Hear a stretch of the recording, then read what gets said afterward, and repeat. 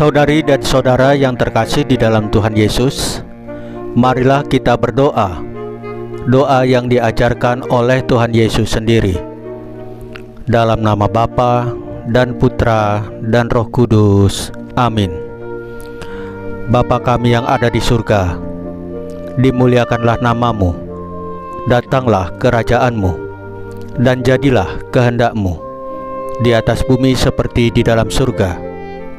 Berilah kami rejeki pada hari ini, dan ampunilah kesalahan kami, seperti kami pun mengampuni yang bersalah kepada kami. Dan janganlah masukkan kami ke dalam pencobaan, tetapi bebaskanlah kami dari yang jahat. Ya Roh Kudus, hadirlah saat ini untuk memimpin dan membimbing kami dalam membaca firman Tuhan Yesus dan merenungkannya, sehingga kami dapat mengerti maknanya dan dapat kami laksanakan dalam hidup kami sehari-hari di tengah masyarakat kami. Pembacaan Injil Lukas bab 17 ayat 20 sampai dengan ayat 25. Kebijaksanaan itu penting. Sekali peristiwa, orang-orang Farisi bertanya kepada Yesus, "Kapan kerajaan Allah datang?" Yesus menjawab, "Kerajaan Allah datang tanpa tanda-tanda lahiriah. Juga orang tidak dapat mengatakan, 'Lihat, ia ada di sini,' atau 'ia ada di sana.' Sebab sesungguhnya kerajaan Allah ada di antara kamu." Dan ia berkata kepada murid-muridnya, "Akan datang waktunya kamu ingin melihat satu daripada hari-hari Anak Manusia itu, dan kamu tidak akan melihatnya. Dan orang akan berkata kepadamu, 'Lihat, ia ada di sana,' 'Lihat, ia ada di sini.' Jangan kamu pergi ke situ, jangan kamu ikut. Sebab sama seperti kilat memancar dari ujung langit yang satu ke ujung langit yang lain, demikian pula lah kelak halnya Anak Manusia pada hari kedatangannya.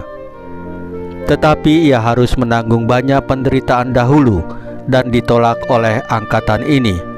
Demikianlah sabda Tuhan. Terpujilah Kristus.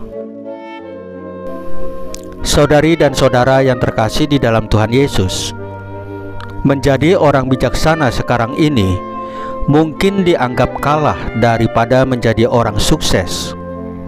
Contohnya, sukses secara ekonomi menjadi trending topik, sehingga ada banyak motivator, entrepreneurs, dan orang sukses berbagi tips menjadi sukses, dan masyarakat berlomba-lomba untuk mengikutinya. Tuntutan yang sama juga kita berikan kepada anak-anak kita. Kamu harus menjadi orang sukses. Orang lebih senang belajar ekonomi, manajemen, dan pajak, sementara filsafat, teologi, atau agama dipandang sebagai hal yang tidak menghasilkan, karena hanya memberi kemampuan untuk berdebat dan berbicara baik. Figur pengusaha lebih berarti daripada figur petapa, pendoa, ataupun rohaniawan. Menjadi pertanyaan bagi kita, apakah kebijaksanaan sudah tidak menjadi sebuah nilai? Kitab Kebijaksanaan menggambarkan bahwa kebijaksanaan itu merasuk dalam semua hal dalam bidang kehidupan. Kebijaksanaan disebut sebagai nafas kekuatan Allah dan pancaran murni kemuliaan Yang Maha Kuasa. Kebijaksanaan bukan sekedar tips atau kata-kata mutiara atau power statement yang kita gunakan dalam hidup sehari-hari, tetapi sebagai buah permenungan dan percikan nilai hidup yang menggerakkan hidup seseorang.